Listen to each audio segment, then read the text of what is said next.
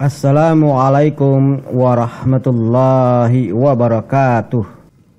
Bahasan kita kali ini sebagai kelanjutan dari materi video yang berjudul Al-Quran sebagai subjek studi, di mana di dalam video tersebut sudah disinggung bahwa ketika kita berhadapan dengan Al-Quran, maka problem utama yang harus kita selesaikan atau kita pecahkan terlebih dahulu adalah problem bahasa. Dalam hal ini adalah bahasa Al-Quran. Baik, kita mulai dengan memahami judulnya, yaitu bahasa Al-Quran. Arti kata bahasa adalah kata yang digunakan untuk menghubungkan bagian ujaran. Sedangkan ujaran itu sendiri adalah kalimat atau bagian kalimat yang dilisankan. Dalam hal ini adalah semua kata-kata ataupun kalimat yang terdapat di dalam Al-Quran. Jadi bahasa Al-Quran adalah semua kata-kata yang digunakan Al-Quran untuk menghubungkan bagian-bagian kalimatnya yang dilisankan atau dituang dalam ucapan. Selanjutnya kita lihat definisi atau arti daripada judul ini, yaitu bahasa Al-Quran. Apakah definisinya yang hanya menggunakan Kamus Besar Bahasa Indonesia ini sudahkah definitif ataukah belum? Maka perlu kita periksa dengan jalan membandingkannya menurut makna dari ayat-ayat di dalam Al-Quran itu sendiri. Tentunya kita harus mencermatinya dari korelasi konteks-konteks makna ayat-ayat Al-Quran yang bertalian dengan masalah ini. Dalam hal ini sedang kita bahas terkait definisi bahasa Al-Quran ya. Namun sebelum jauh kita membahasnya, perlu diketahui terlebih dahulu bahwa apabila kita melihat sistem penjelasan Al-Quran atau sistem Al-Quran dalam menjelaskan apapun, ya, Al-Quran tidak pernah mendefinisikannya, ya, baik untuk sebuah kata maupun dalam bentuk sudah menjadi kalimat. Lalu bagaimana sistemnya? Jawabannya adalah bahwa Al-Quran hanya mengurai penjelasan ruang lingkup pembahasannya saja, sesuai bagian-bagiannya masing-masing, dan bukan menjelaskan definisi.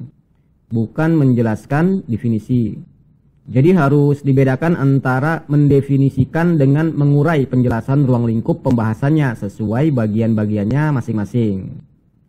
Contoh misalnya dalam surat Al-Baqarah ada terdapat kata muttaqun, mukminun, munafiqun, dan sebagainya. Al-Quran tidak menjelaskan definisi kata muttaqun, mukminun, dan sebagainya itu, tetapi hanya menguraikan penjelasan ruang lingkup para muttaqun, munafikun, mukminun, apa-apa saja yang dikerjakan, apa-apa saja sifat-sifatnya, karakter, dan sebagainya.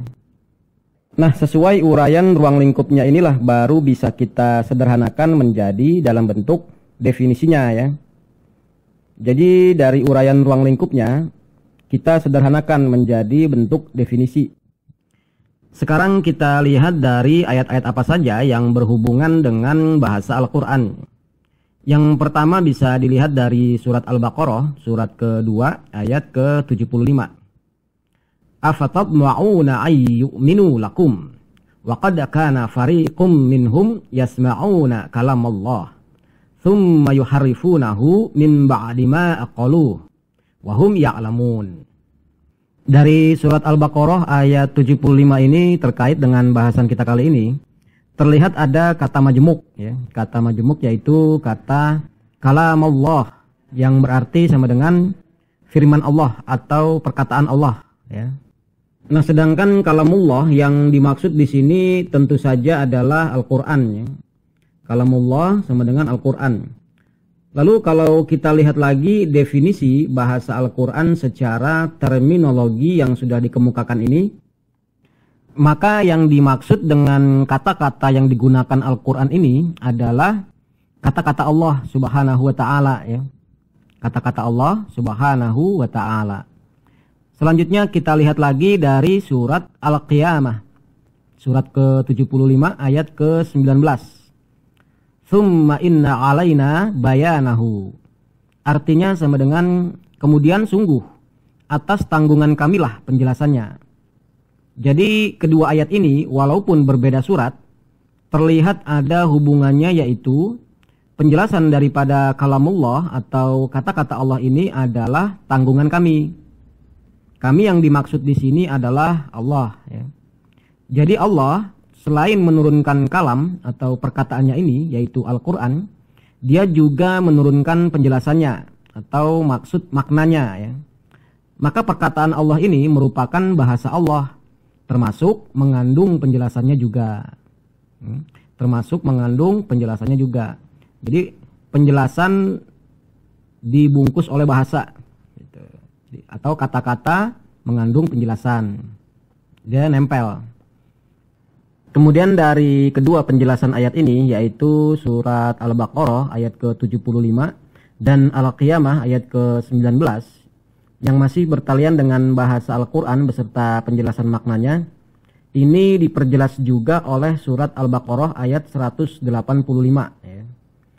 Di ayat itu tersebut wabayyinatin minal huda, artinya sama dengan penjelasan-penjelasan dari al-huda. Al-huda di sini sudah bentuk ma'rifat, ya, atau sudah menentu.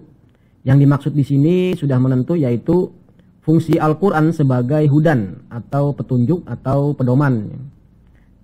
Bisa terlihat di sini ketiga ayat ini bisa dikatakan bernilai sama, yaitu sama-sama menunjukkan sumber bahasa berikut maknanya yang sama, yaitu dari Allah Subhanahu wa Ta'ala. Jadi ketiga ayat ini sekaligus juga menunjukkan konteksnya, yaitu berbicara soal sumber atau asal muasal, ya. Yaitu baik sumber bahasa atau kata-kata juga termasuk sumber atau asal muasal penjelasan maknanya. Sampai di sini kita pending dulu agar lebih mudah dipahami dan ringan juga untuk mengunduh video ini. Untuk mana nanti insya Allah kita sambung kembali di episode berikutnya, masih pada judul bahasa Al-Quran. Kita akhiri, wassalamualaikum warahmatullahi wabarakatuh.